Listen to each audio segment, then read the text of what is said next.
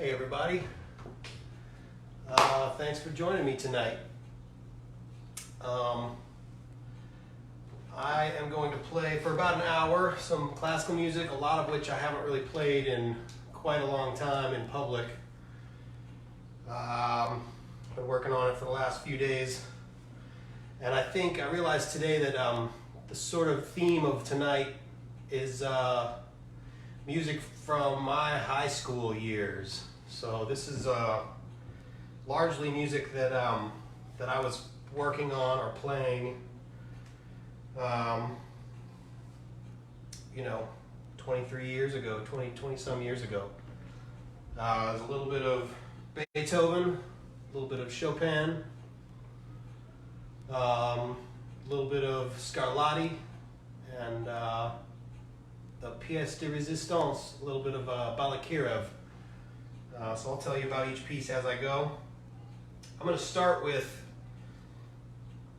a movement, the first movement of a Beethoven sonata. I've been playing the second movement a lot for all of my my piano gigs for the last several years, but the first movement I haven't really done in a long time, so I've been working on that today, and we'll see how it goes. Here's the first movement of Beethoven's Piano Sonata number 7, Opus 10, I believe. Don't quote me on that though. In D major.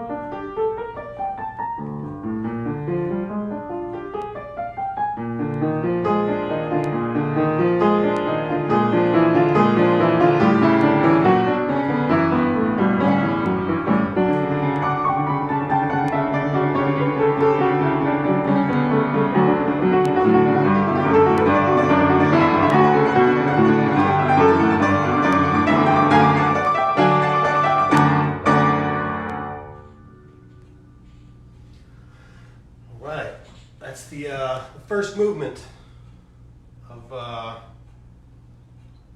Beethoven's Sonata Number 7 in D major. I'll do the second movement in a little while, but I'm not ready to go. It's pretty dark and moody, and I'm not ready to go there just yet. So, all right, moving on to some Chopin.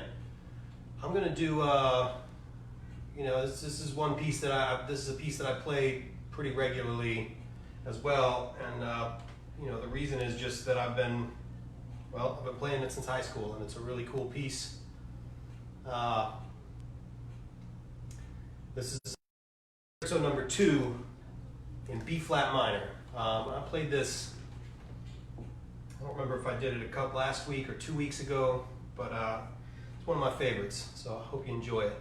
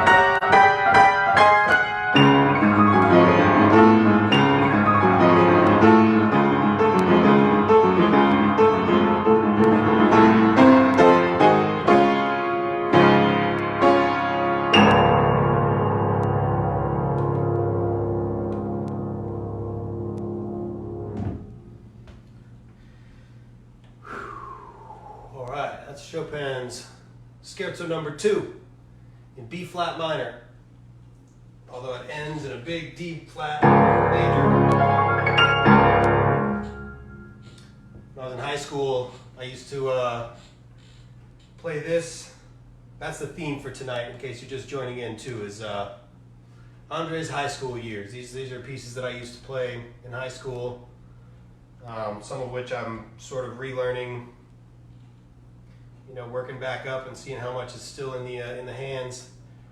That one is, I've been maintaining that one though over the years. So anyway, back in high school, I used to finish that one and have my little brother Tucker come running around, and he would play that last note.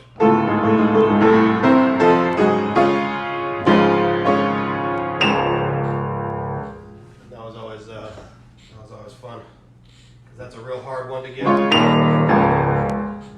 Anyway, fun fact. You know what? I'm going to skip my computer setup so I can keep tabs on who's tuning in and say hey to y'all. Give me just a second.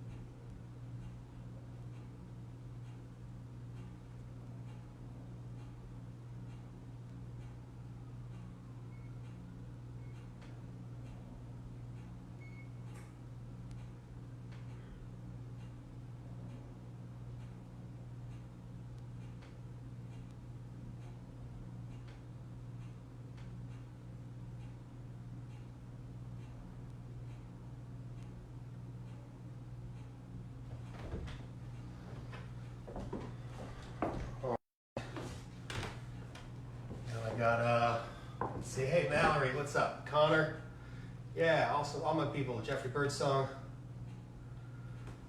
Awesome. Thank you so much for joining in, y'all. So let's see, I guess I'm gonna move on with I'm gonna do a Scarlatti piece. This is one that so I didn't actually play this one in back in high school, but I did a different one, and it was different Scarlatti, and it was I just didn't have time to work it all up again today, but I'll get to it. It's the one that I learned how to do repeated notes, because it does it.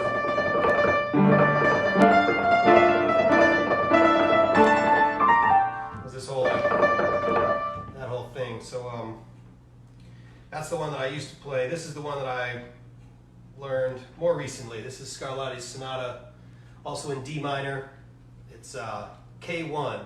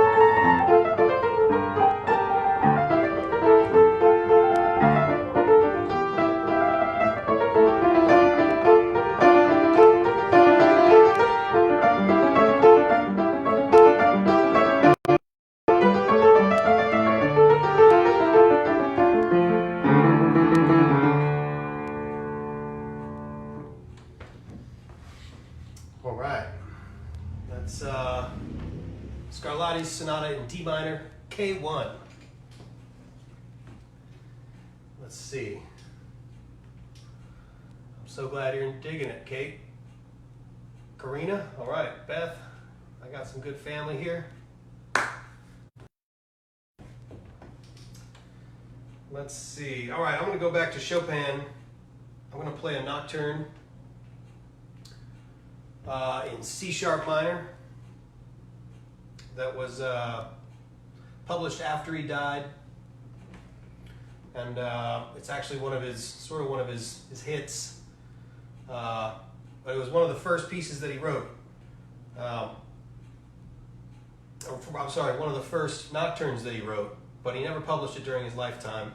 And my theory is that it's because he lifted a couple of melodies, and used them for his second piano concerto, which he was writing about the same time. But this is stunningly beautiful music by Frédéric Chopin. His Nocturne in C sharp minor, published posthumously.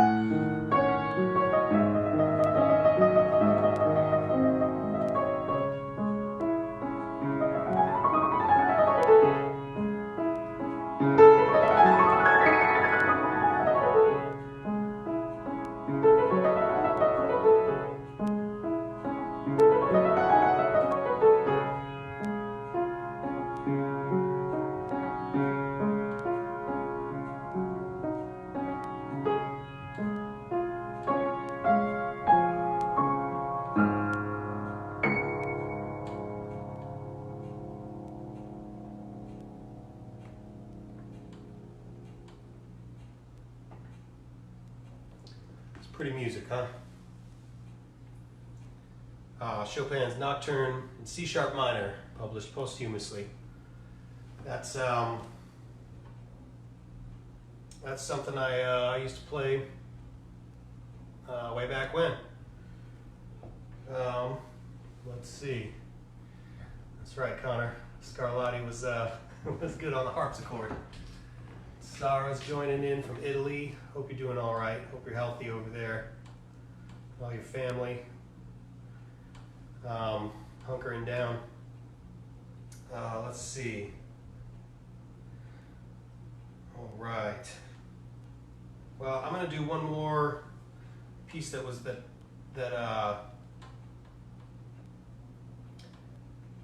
let's see. I did this one earlier today as my piano break, my daily piano break that I'm doing. This is another Chopin that I was playing in high school. It's pretty ambitious back then, I guess, looking back on it. This is the Black Key Etude. And the right hand, it's nicknamed that because the right hand only uses the black keys, except for one spot. There's one spot that the thumb hits that note right there, but I'll let you tell me where that happens.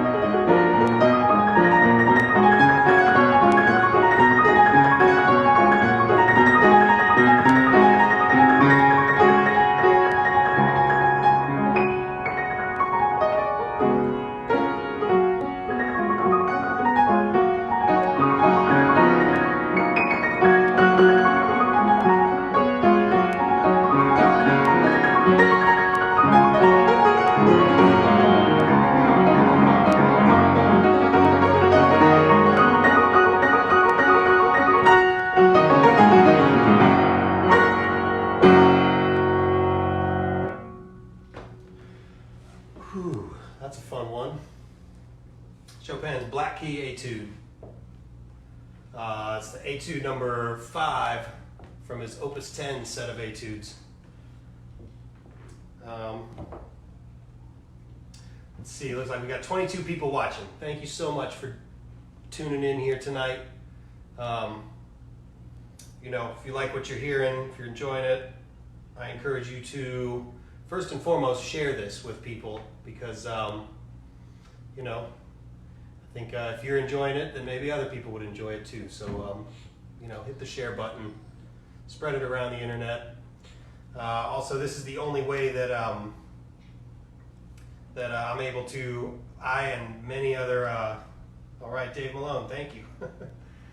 It's the only way that several of us, that any musician worldwide right now really are able to gig. So, you know, I have my PayPal and Venmo information up at the top of this event. If you're able and feel like it, I'm gratefully accepting virtual tips.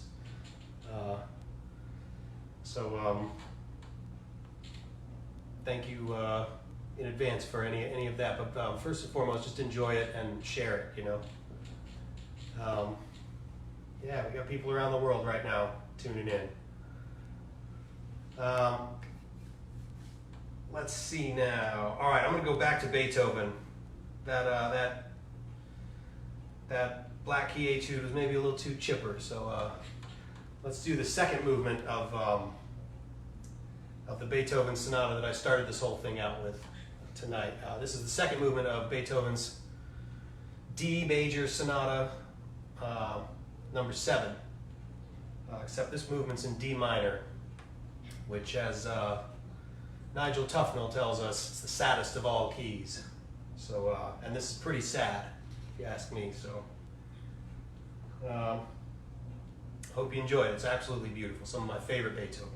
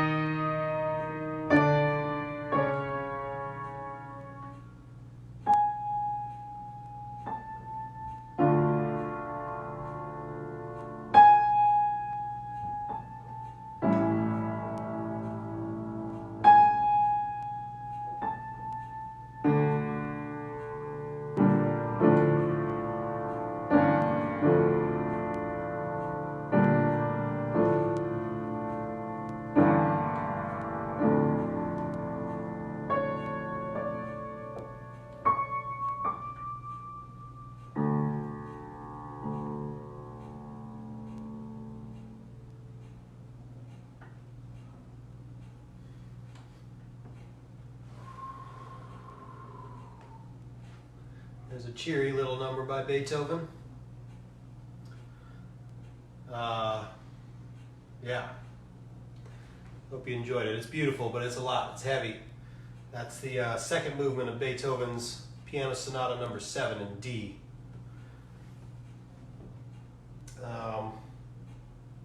That movement is in D minor, which, as we all know, is the saddest of all keys. Let's see. All right, I'm going to do 2 more pieces for you tonight. Tonight's theme has been André in high school. So I've been rehashing a bunch of the stuff, playing a bunch of the music that I played way back when in high school. A lot of it was done, you know, I mean, I love this music, but I was also doing competitions, and so I had to work up a big repertoire and really spend a lot of time on it. So that was sort of the context of me learning all of these pieces. Big, huge shout out to my my teacher at the time, Miss Janet Alquist. Really lit a fire under me and inspired the hell out of me. So this is, I'm without a doubt here because of her. So that's awesome. I'm gonna play 2 more pieces, like I said, tonight, and the first one is a Debussy piece. This is called Gollywog's Cakewalk, and it's sort of it's a fun, like, jaunty little piece, and in the middle of it there's a section where he's making fun of the composer Wagner, who did these really overly dramatic unresolved chords, and so Debussy in the middle of this does that kind of thing, and then he kind of thumbs his nose. He plays a little, like, thumbing his nose music at him. So this is keep an ear out for that. This is Gollywog's Cakewalk by Claude Debussy.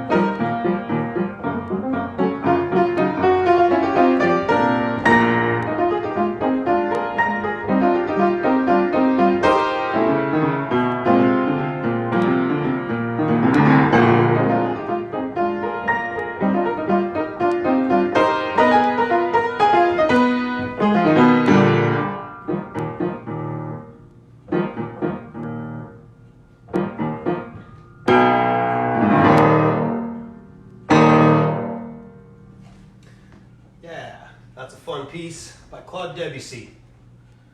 All right, I got one more piece for you tonight, and it is by a Russian guy named Mily Balakirev, who wrote very difficult music. This was the first piece I ever heard by my piano teacher in high school, Janet Alquist. It's the first piece I ever heard her say was hard.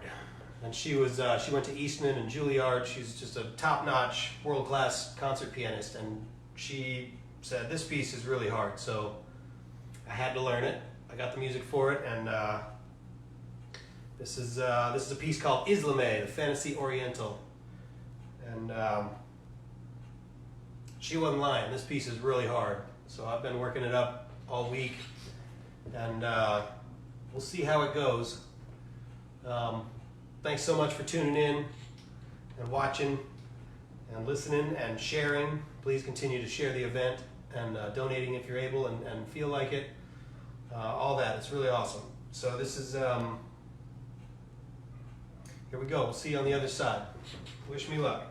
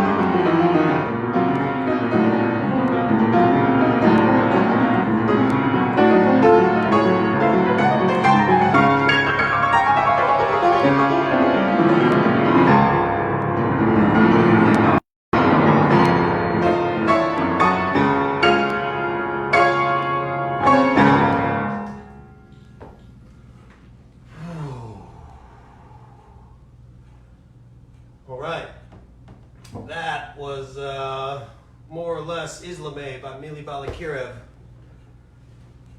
And with that, I'm going to call it a night, because what do you follow that with? Thank you so very much for joining me tonight. Spread the word. Support any and all musicians who are doing this, who are able to live stream from their house. It's important during these times. And take care of yourselves, wash your hands, reach out to people, be nice to folks. This is where we need to get through this together. I will continue to do these Wednesday night. I'm doing every Wednesday, 6 o'clock, New Orleans time. So tune in, check it out. And I'm also doing every weekday, Monday through Friday, a little piano break at 1 o'clock New Orleans time. So just kind of in the middle of the day, a little breather. So thanks so much for tuning in and listening. We'll see you next time. All right, cheers.